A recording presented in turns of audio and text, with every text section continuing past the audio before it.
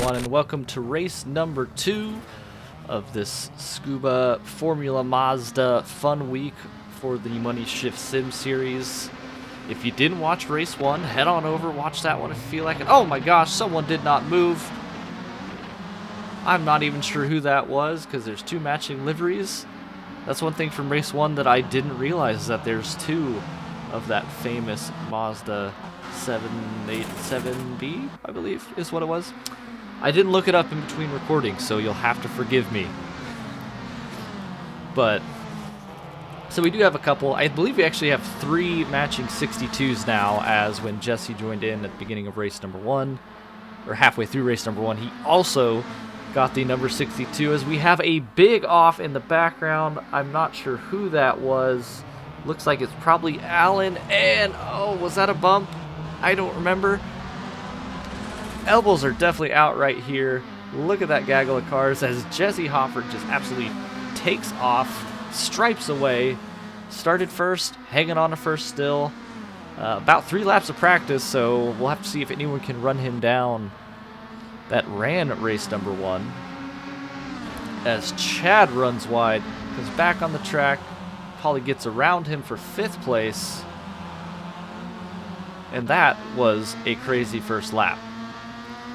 On board with myself right now in 3rd place, following Alex Sampson. About half a second behind him. Looks like I get a little bit better of an exit. Chad, see the stars for the Stars and Stripes, half of that car. In a nice battle with Kyle early on here for 6th place, it appears. Kyle looks for the inside and will go to me. Worst part about having an automated camera is sometimes you just don't catch the full battle. Sometimes you miss huge crashes, huge race-altering instances, because you can only look at one thing at a time and it doesn't know which one would be better. Anyway, on board with Alec as he drops down to 3rd. I bump up to 2nd place. And I am 1.6 seconds out of Jesse Hoffert for the race lead. Jake Johansson now following behind Alex Sampson and Mitchell Prager. Looks to the inside with Alec there. Alec will have the line going into the next right-hander. Back to Allen, looking to make a move on Rick, and gets a little bit wiggly, it looks like. Still falls through all right. Not a ton of speed, and let's see. Let's say Mazda speed. Okay, wow, best lap, none. Water, 0, no water. That might be a problem. Final turn onto the main straight. We go back to Allen. He's chasing down Rick, it appears, right in front of him. That battle is for 8th position. Just matching cars. Oh, and oh, Barker right into the back of Rick. Looks like Rick might have slowed down a little bit more than Allen was expecting there. Just, I'm not sure what happened there. There was a lot of a slow car and a lot of a car running into the back pit going a lot quicker. Back toward the front, the top 4 covered by about 2.25 seconds right now. 4th place is Jake Johansson, that yellow car. It looks like, I think that was Ova. Get over here. Facing the wrong direction in the hairpin again.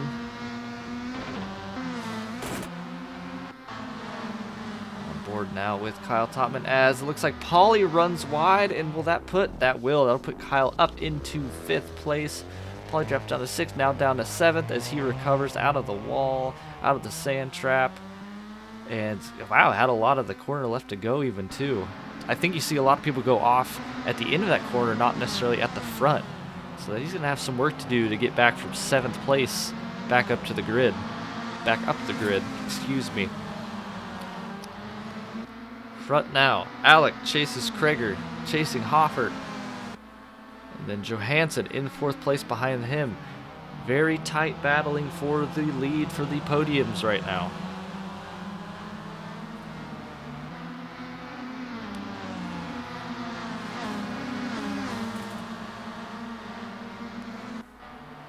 The Screaming Bees make their way through the last corner. Looks like Sampson maybe a little bit wider. Johansson runs wide on exit. Couple different lines through there. Interesting to see which one is more beneficial in the long run, as they run almost identical laps. 0.04 of a second was all that separated third and fourth right there. Incredibly tight racing.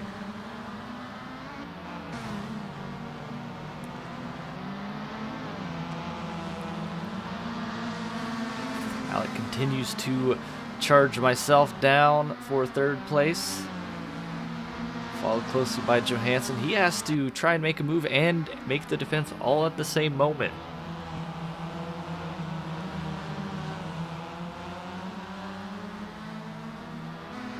Oh, it looks like Alex tucked in right behind me there. Does he get enough of a run? Is he going to take a peek?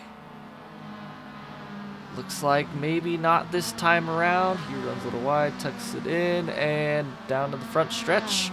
Looks like position stayed the same, as Johansson made a mistake at some point. He has fallen back a little bit. Third place a little bit more safe.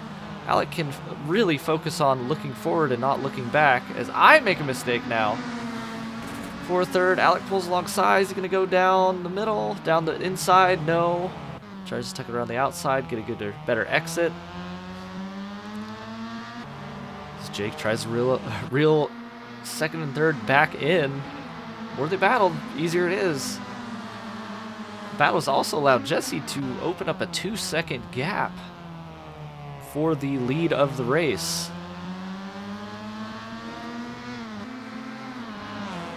I'm not sure, since this is more of a triangle, would you consider that the back stretch? Is it the side stretch instead?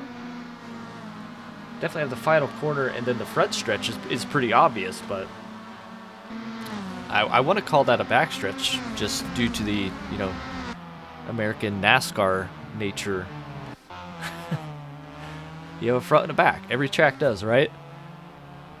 Not so much at Tsukuba.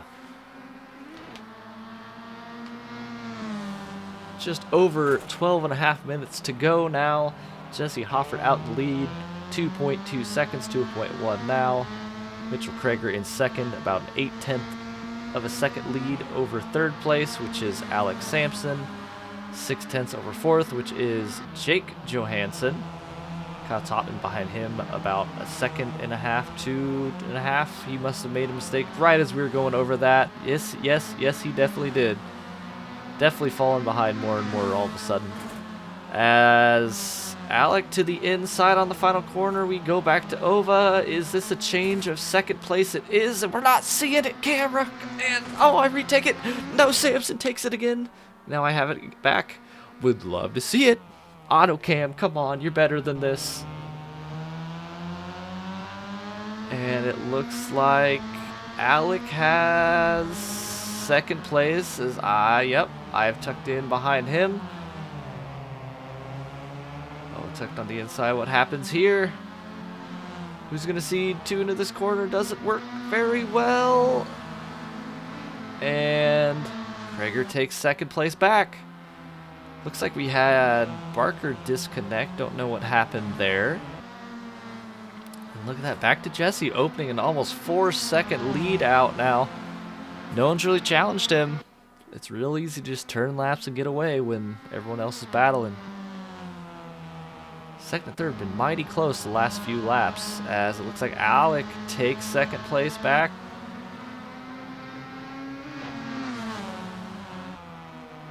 Jake Johansson really kind of fallen off the pace as well. Hasn't been able to take advantage of second and third making big mistake. Big mistake. Bounces off the wall as Johansson goes by. Down to fourth place now for the number 6 Sky Blue Mazda.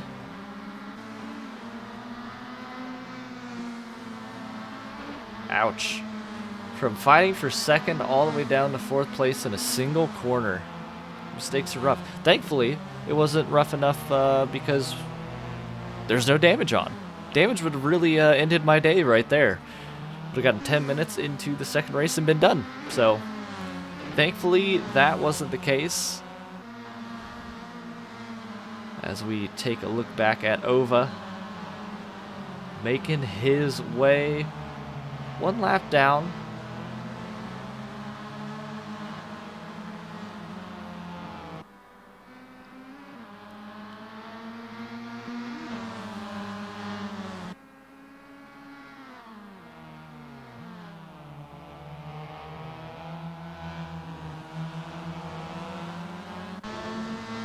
On board now with Pauly sitting in 7th place, chasing down Chad. Chad runs a little bit wide, it looks like there. Maybe that's his line through there. I never tried that. That could be even better. I'm curious now. If you can carry more speed, if it's easier to make that corner.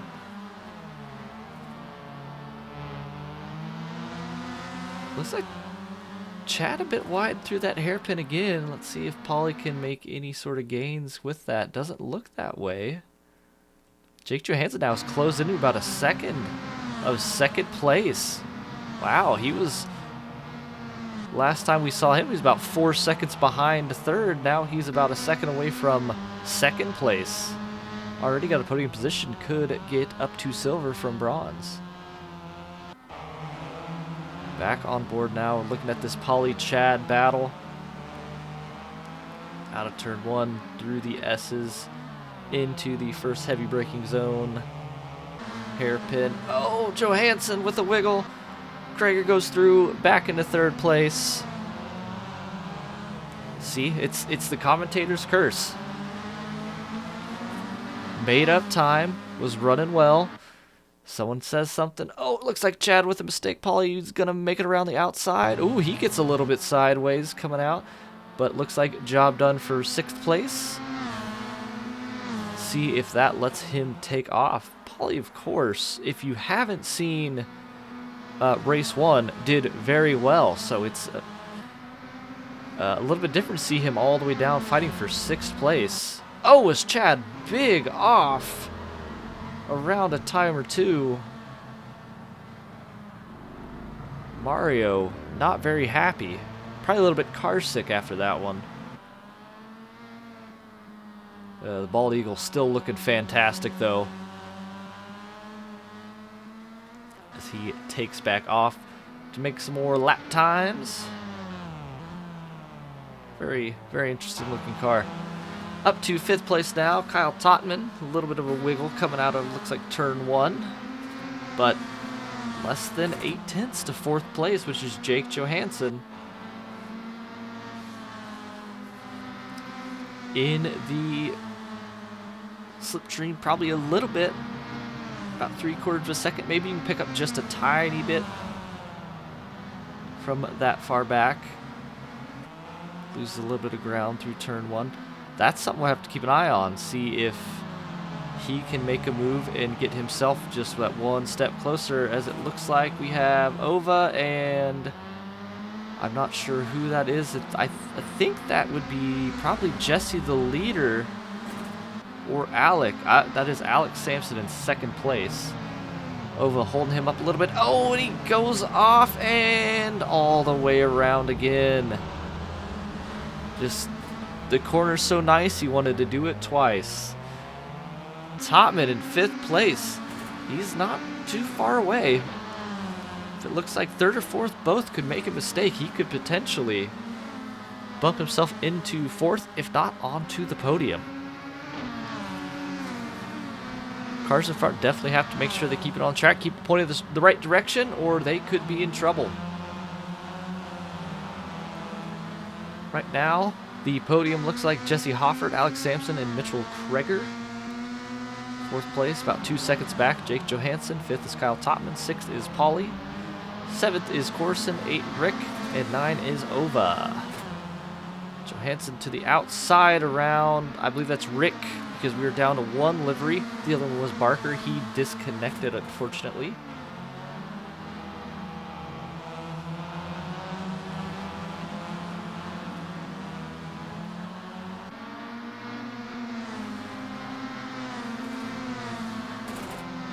Looks like 6th place Pauly has made a little bit of ground up after finally making his way around Chad in 7th place, but hasn't made up a ton.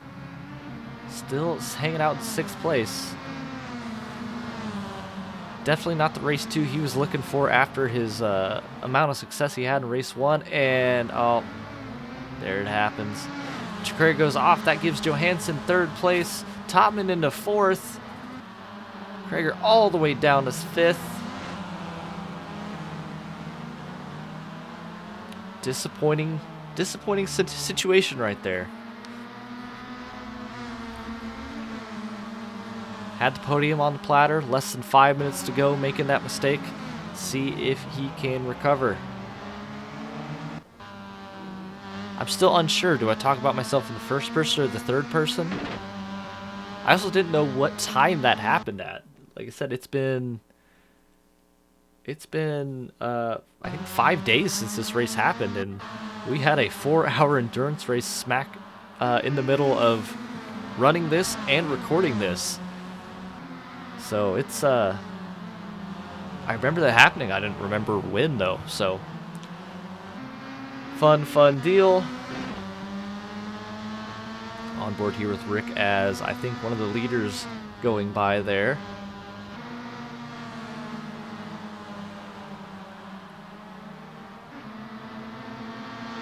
That is one of the Japan cars. Oh, that's Topman around. And he loses 2 positions. Krager to 4th, Pauly to 5th. Yeah, his tires might have been a little bit dirty still, or maybe hot. Chad around again. Looks like at the final hairpin. Comedy of errors all of a sudden from the field here. Looks like closest battle at the time is Johansson and Krager for 3rd place. Just about a second in between them. We have just over 3 minutes to go. That could turn into something. Anyone else on track could make a mistake and be another battle on its own. So don't leave yet. This one is still very much up for grabs. Of course, it looks like we're having an absolute masterclass from Hoffert. If he stays mistake-free, he's going to take it wire to wire. Missed most of race 1, so he got the pole for race 2, and I don't think anyone has ever put a squiggly line next to his name the entire race. Looks like Johansson a little wiggle out of the final hairpin. Gives Krager a bit of a run down the back stretch. Maybe, maybe not. Not a lot of time gain there, actually.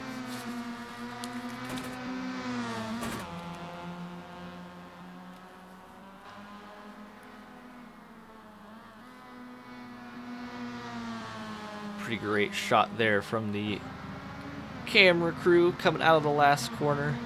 Listen to those cars scream. That is an RX-7 rotary engine. Of course, Mazda's claim to fame is that rotary engine. The Wenkel, the Dorito, whatever you want to call them. There's 3 sides and they're banging them all together. They do sound quite nice. Sounds like a pack of angry bees, or a flock, or a swarm, or a gaggle.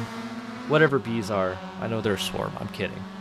I just said it wrong the first time.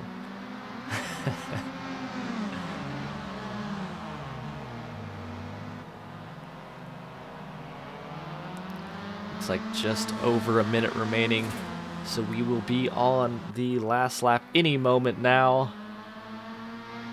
Looks like I have made another mistake in 4th place, which means there's really no good battles on track, at least for position, although, ooh, Pauly with a mistake there for 5th. Will that open the door for Topman in 6th? Looks like he might just be too far back to make it count.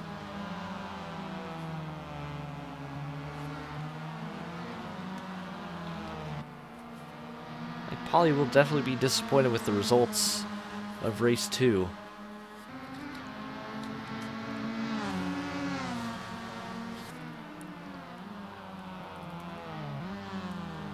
I think I've said it probably too many times, but I do really love what they've done with that car. That livery works somehow, some way on that Formula body instead of the prototype, but it works. Not mad at it at all.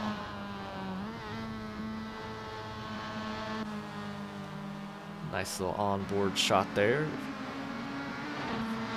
Kyle making his way out of the final turn, and we are on the final lap now.